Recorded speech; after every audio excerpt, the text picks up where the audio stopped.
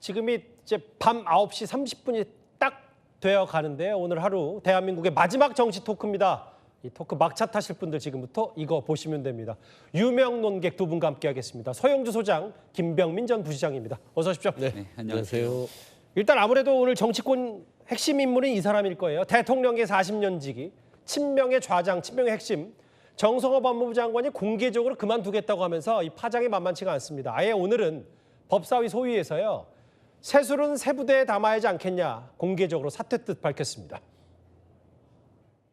법무부 장관이 굉장히 최근에 힘들어하신 건 맞는 것 같아요. 제가 몇 개월 전에 저녁을 한번 먹었는데 오셔가지고 이렇게 하는 말씀이 법사위에 뭐 누구 때문에 힘들다 이런. 검사 관련이 문제가 아니죠. 검사와 관련된 사건도 저렇게 하는데 일반 피해자는 어떻겠어요? 지금은 그런 구조가 아니지 않습니까? 지금 검사들이 지금 저 검찰 사건을 수사 안 저렇게 합니다. 은폐한 이게 이유는 검사가 구속계시를 못하는데 무슨 말씀을 하십니까? 그게? 법무부 장관님. 아니, 말할 때 좀 주십시오 좀요.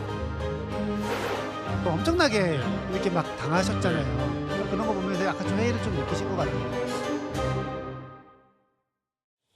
김병민 부시장님, 이게 이 정성호 장관과 대통령의 30년 지기, 40년 지기를 고려하면 아무리 본인이 그만두고 싶어도 지금 대통령 순방 중에 이례적으로 본인이 나 세수는 세부대 된다고 얘기한 것 자체가 굉장히 파장이 클 것 같거든요.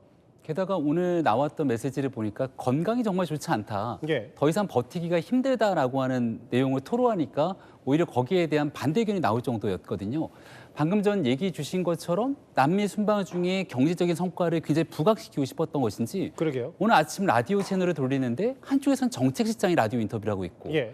한쪽에서는 경제수석이 인터뷰를 하면서 맞아요. 지금 하고 있는 이 정부의 해외 순방 성과를 알리기 위해서 굉장히 노력을 하고 있습니다. 예. 근데 그런 모습들이 지금 보안수사권 폐지를 둘러싼 법무부 장관의 사의 표명으로 모든 뉴스가 다 덮이게 되는 거거든요. 근데 그렇게 만들 수밖에 없었던 배경은 사실상 민주당에서 당론으로 보안수사권 폐지를 정하고 나니 그동안 이 문제에 대해서 다른 결의 목소리를 내왔던 정성호 장관 입장에서는 도저히 받아들여지기가 어려운 상황으로 결국 치달은 것이 아닌가 생각이 됩니다. 아니 근데 아까 박지원 의원 목소리 들으니까 건강 나쁜 거 올해까지는 괜찮은데 그거 다 중수청 만드는 거 버티고 해야 되지 않냐. 근데 이제 아까 김병민 부시장이 해석하기로는 결국 보안수사권 폐지를 그냥 집권 여당 강경파가 밀어붙이니까 그거에 대한 고민이 컸을 거다. 서영주 소장님. 네. 아까 박지원 의원 말도 한번 그래픽으로 볼게요. 박지원 의원이 뭐라 그랬냐면 정확히는 이런 말을 했어요. 글쎄요, 뭐 남의 건강을 좀 쉽게 얘기하는 건지 모르겠는데 금년 말까지는 버틸 수 있고 죽더라도 대통령 선거시켜야 된다. 이성은 의원, 이런 중차대한 시기에 사의 표명할 게 아니라고 하는데 근데 제 해석이 어떤지 보세요. 강경파들은 그래도 오히려 정성호 장관이 물러나는 게 본인들의 어떤 보안사건 폐지나 검찰개혁 밀어붙이는 데 유리하다고 속내는 그런 판단하는 거 아니에요? 뭐 강경파가 저는 정성호 장관의 사의 표명에 이래라 저래라라고 할 만한 것은 정말 그 몹쓸 짓이다. 그러니까 동료 의원이잖아요. 예. 사실 정성호 장관 마음을 제가 들여다보면 예. 몸은 힘들 수 있어요. 근데 일을 하다 보면 흥이 안 나잖아요. 예. 일을 못 합니다. 예. 그러니까 흥이 나면 몸이 힘들어도 일을 하게 되는데 예. 지금 집권 여당의 이 사실상 그 강경파들이 예. 정성호 장관 어떻게 돼 있습니까? 야당처럼 돼 있잖아요. 동료였잖아요. 예. 돌아오면 또 동료가 될 건데. 그래서 저는 그런 부분에 있어서 사실 저는 정성호 장관이 회의를 좀 느꼈을 거라고 보고 세술은 세부대다. 세술이란 거는 보안수사권 폐지를 당론을 정했으니까 그거 이제 알아서 하시라. 그런 발언인 것 같아요. 네. 글쎄요. 근데 이제 원래 정성호 장관이 서울대 헬스부도 있었고 실제로 저 치아가 빠진 모습도 한번 법무부 TV에 포착이 됐는데 건강이 좋지 않은 건 뭐 누구나 다 알 수 있는 얘기지만 진짜 건강 문제겠냐. 뭐 검찰 보안수사권 특히 그 민주당이 검찰 수사권 보안수사권 폐지를 당론으로 정한 날 법무부 이제 직원들에게 본인이 물러날 뜻을 밝혔다 이런 얘기 있기 때문에 근데 저는 궁금한 게 김병민 부시장님. 청와대는 오늘 순방 중에 강유정 대변인인가요? 뭐라 그랬냐면 이건 청와대와 관련 없는 일이고 사실 무근이다라고 얘기를 했어요. 이걸 저희가 어떻게 받아들이면 될까요? 일단은 해외 순방 중에 이런 뉴스가 나오는 걸 청와대도 원치 않았기 때문에 대변인 입장에서 할 수 있는 메시지를 냈다고 봅니다만은 근데 그럼에도 불구하고 정성호 장관이 국회에 나와서 하고 있는 얘기는 사실상 사의를 표명했다고 국민들은 다 인식할 수밖에 없는 것 아니겠습니까? 예. 아마 내적 갈등이 있는 부분들을 보이고 싶지는 않아 할 것 같은데요. 저는 이러한 일에 핵심적인 도화선에 이 불을 지핀 사람이 있다고 생각해요. 누굽니까? 유시민 작가라고 생각합니다. 아 그래요. 예. 유시민 작가가 연에 나와서 예. 이재명 정부의 선명성과 진정성을 향한 리트머스 시험지로 이 보안 수사권 문제를 얘기합니다. 예. 하려면 진지하게 할 수 있었을 텐데 대통령이 진정성이 없다. 그리고 실제로 대통령이 지방선거 이후에도 기자회견을 통해서 했던 얘기가 예. 보안 수사권과 관련해서 일부 필요할 때가 있다고 그때도 이야기를 합니다. 예. 그러니까 아마 정성호 장관과 대통령이 같은 결의 목소리를 가지고 있었을 거라 보는데 예. 전당대회를 앞두고 있는 상황에서 유시민 작가도 참전하고 이 상황 속에서 김민석 총리가 나가기 직전에 우리 정부 입장이라고 못을 받고 나가고 나니까 예. 운신의 폭이 좁아지게 된 거죠. 거기다 당론까지 채택돼서 밀어붙이는 상황으로 가게 되니 정성호 장관 입장에서는 여기에 대해서는 내 생각과 뜻이 다르니 더 이상 버티기가 어려운 상황이 이렇게 된 거고요. 전당대회 때문에 모든 일들이 다 꼬였다고 생각합니다. 근데 서영수 의원님, 이게 이제 야당에서 뭐라 그러냐면 정성호 장관도 무책임하고 청와대도 무책임한 거 아니냐. 아무리 수기를 국회에 넘겼다고 하더라도 본인이 그렇게 몸이 안 좋을 정도로 보안수사권 폐지는 좀 마음에 안 들지 않고 좀 남겨내야 된다고 했으면 자리를 걸고 뭔가 하든지 청와대도 지금 정성호 장관 거취를 갖다부터 얘기하면 마치 전당대회에 영향을 미치는 것 같고 전당대회 강성 지지층이 그거 봐라? 그럼 보안수사권 검찰개혁 청와대 의중 없는 거 아니야? 그럼 또 정청래 전 대표 쪽 표 쏠리고 이런 거를 의도해서 뭔가 똑바로 정확히 얘기하지 않는 청와대도 정성호 전 장관도 정성호 장관도 비겁한 거 아닌지 이런 비판의 시각도 있어요. 비겁하다, 무책임하다라고 비판하는 사람들이 참 비겁하죠. 왜요? 왜냐면은 정성호 장관이 이 검경 수사권 분리에 대해서 예. 밤을 새가면서 이가 7개 정도 빠져본 사람의 심정을 이해하는지 모르겠어요. 예. 경무 때문에요. 예. 저는 그런 부분에 있어서 지금 대통령이나 정성호 장관은 이 보안수사권 폐지 고민할 필요가 없죠.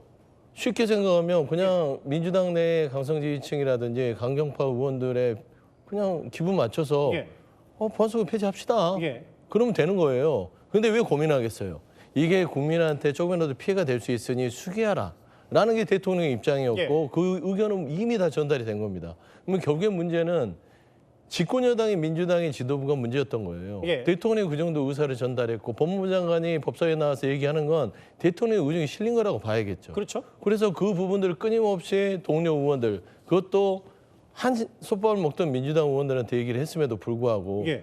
고위 법사위에서 야당 장관 취급을 받았어요. 그러니까 그만두면 지는 거잖아요. 근데 누가 보면. 그만두면 예. 지는 게 저는 딱 두 가지로 보는 거예요. 예. 청와대는 왜 이 사회표명에 대해서 이런 제하에 선을 그었냐. 예. 보내줄 수 없다는 거죠. 사실상 정성호 장관은 나름대로 이게 무책임한 부분이 아니라 예. 마지노선을 그은 것 같아요. 말하자면 뭐 뒤에 벼랑 끝 전술. 예. 내가 이 직을 걸고라도 정말 지금 당에서 예. 보안 수사권 폐지가 수기가 충분히 되지 않았음에도 불구하고 당론으로 가는 게 맞느냐? 예. 당신들 그렇게 하면 되겠느냐? 대통령의 입장을 왜 이렇게 무시하느냐라는 것을 법무부 장관이 대신해서 이야기를 하는 것이고 청와대는 그러면 안 된다.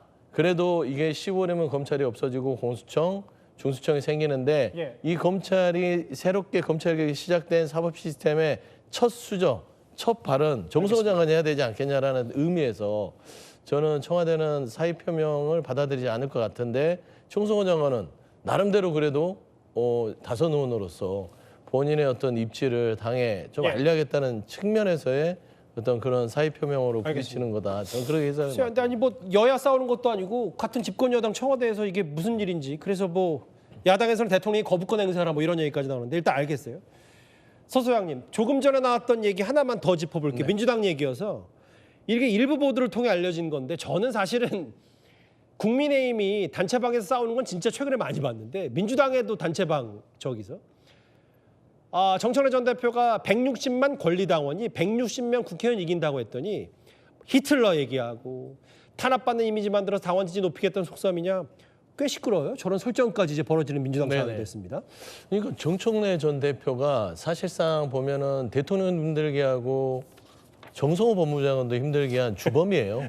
지난 주범이요? 주도부가 주범이죠. 예. 사실상 이 예. 대통령이 좀 보안수사권을 숙고하라고 하면 해야 되는데 그냥 페이스북에다가 뭐 보안수사권 폐지, 그다음에 뭐 마지막에는 뭐 닥치고 당장 지금 예. 뭐 이런 식으로 격한 언어로 협조를 하지 않기 때문에 당내에서도 이 갈등들이 초래된 것이고 예. 그다음에 꼭 보면은 이게 이분법적으로 싸움을 만들어요. 왜 의원하고 당원하고 싸움을 만듭니까? 싸울 이유가 없죠. 예. 화합해서 가야죠. 예. 근데 160만 당원이 의원들하고 싸우게 만들고 그런 구도를 통해서 일부 당원들에게 도파민을 주게 하는 거예요. 예. 싸움하면 뭔가 뭐 격동이 되지 않습니까? 예. 보안수사권 폐지도 마찬가지예요. 보안수사권 폐지가 선과 악의 개념이 아니라 국민들한테 어떻게 하면 제대로 된 보안수사권의 어떤 절충안이 나올 수 있게끔 하느냐 문제인데 닥치고 폐지 뭐 국물도 없다 뭐 이런 표현 쓰잖아요. 그런 거예요. 정청래 전 보안수사권 폐지를 예. 주장하는 사람은 악이고 무찌러야 될 적이고 거기에 대통령까지 포함되게 만들어버리는 그런 우를 범했기 때문에 제가 정청래 후보에게 외람되나 예. 이 갈등의 주범이다라는 표현을 쓸 수밖에 없는 것이죠. 오늘 정치권 이슈 하나 더 있어요. 여기도 민주당 못지않게 시끄럽습니다. 바로 국민의힘. 국민의힘 윤리위가요. 조금 전에 진종호, 조경태, 권영진 이 세 현역 의원의 징계 절차를 개시했습니다. 조경태가 해당 행위단지 6.3 지방선거에 패배했음에도 불구하고 책임을 지지 않는 장동혁 대표가 해당 행위단지. 노선 차이를 인정하지 않고 공포정치, 징계 정치를 하는 것에 반대하며 대안과 미래가 자세하지 않을 것입니다. 저기 보니까 권영진 의원이 직접 뭐 정정식 원내대표한테 사과한 그날 당일에 또 윤리위가 개시됐는데 멱살 혹은 뭐 조경태 낙선 요청, 한동훈 의원 선거 지원인데 김병민 부시장님, 네. 이거 친한계 첫 징계 시작되는 거예요? 그러니까 이렇게 되면 과거에 있던 징계 정치 복사판이 된다 이렇게 보는 시각들이 꽤나 많을 겁니다. 예. 왜냐하면 과거에 한동훈 전 대표를 제명하고 예. 또 김종혁 전 최고위원에 대한 제명 조치 뭐 등등이 있었지 않습니까? 배현진 서울시당 위원장에 대해서도 당원권 정지 조치. 근데 이런 일들의 일련의 상황들이 법원의 가처분 신청을 통해서 판단을 받고 다시 돌아오게 됐거든요. 그러니까 법적으로 효력이 인정되지 않았고 예. 또 더군다나 윤리위가 공평하고 공정하게 진행이 돼야 됨에도 불구하고 한쪽 편에서 다른 편에 대한 이른바 개파 갈등의 개파 청산식으로 윤리위가 작동하게 된다면 예. 과연 그 내용들을 당원들이 얼마나 수용할 수 있겠는가라는 생각이 듭니다. 지금 나와 있는 내용들이 일정 부분은 윤리위가 바라보거나 아니면 당내에서 보기에도 교정이 필요하거나 잘못된 부분들에 대해서 사과를 받거나 하는 내용들이 있는 부분들이 있습니다. 예. 근데 그렇다면 이른바 당권파로 불리는 사람들의 그동안 정치 상황 속에서는 아무런 윤리위의 징계 대상이 되지 않을 정도로 문제가 없었는가. 예. 아마 그렇게 보는 당원들은 많지 않을 거라 보거든요. 예. 그래서 지금 순간부터는 윤리위가 어떤 판단할지 모르겠습니다만 결정을 내려서 다시금 국민의힘이 과거로 수렁에 빠지는 형태가 되게 된다면 예. 가뜩이나 좀 안정을 찾아가고 있는 국민의힘 상황에서도 굉장히 큰 악재로 작용할 수밖에 없다 이렇게 얘기. 상당히 부정적으로 보시는군요. 이게 첫 친한계 첫 징계가 개시될 수도 있으니까. 근데 이제 화면을 보면서 좀 얘기를 해야 될 것 같은데 서영주 소장님. 네. 이게요. 예전에는 법원에서 다시 돌려왔다면 아예 윤리위 자체 구성 절차적 요건도 못 갖추는 거 아니냐는 시각도 있는 게 원래 당원에 9명인데 최근에 그만뒀다가 현재 5명이 됐는데 오늘 그마저도 2명도 또 안 나왔으면 이게 정당성이 있는지 이런 논란도 있어요? 그러니까 이제 그 장동혁 대표가 지난번에 이제 본인이 징계한 건 아니지만 예. 본인과 친한 윤리가 징계한 의원들이 다 살아 돌아왔잖아요. 그리고 사실 얘기했던 게 절차적으로 잘 살펴서 징계를 하겠다는 얘기를 해요. 절차적 흥결이 있으면 살아 돌아올 가능성이 있다라고 본 거죠. 예. 그러면 지금 5명으로 해서 5인 체제에서 지금 징계를 내린다는 것들이 나중에 법원으로 가면 절차적으로 문제가 있다고 볼 수 있는 가능성이 높잖아요. 예. 근데 저는 정치적인 행위에 있어서의 징계로 또 그칠 가능성이 크다. 어허. 사실 저는 보면 3명 중에 조경태 의원은 뭐 이제 박덕흠 이 지금 예, 부의장과의 그런 관계 때문에 이제 뭐 해당 행위 수준의 어떤 그런다고 하지만 저는 진종호 의원 같은 경우는 무소속 후보를 도왔다 예. 이거잖아요. 근데 기준이 선택적이에요. 그러면은 김재원 최고위원도 무소속 지방의원을 도운 거가 다 나와 있고 그럼 예전으로 거슬러서 한덕수 예. 무소속 후보로 도왔던 국민의힘 의원들도 예. 한꺼번에 기준을 세운다는 입장에서 윤리에 올라가야죠. 예. 왜 한 사람만 꼭 찍어서 하는 자체가 예. 이거는 또 절차적 정당성뿐만 아니라 기준도 모호하다라는 것입니다. 예. 그래서 저는 이 윤리의 징계 절차가 결국에는 장동혁 대표가 1년 차를 맞이한 개혁안의 한 일환으로서 그냥 좀 충격요법에 그칠 가능성이 크다 그렇게 보고 있습니다. 그냥 단순한 수사 징계 정치가 그렇습니다. 실제로 결행되기는 어려울 거다. 전망까지 들어봤습니다. 유명 논기 두 분과 오늘 정치 토크 정리했습니다. 잘 들었고요. 두 분 말씀 여기서 정리했습니다. 고맙습니다.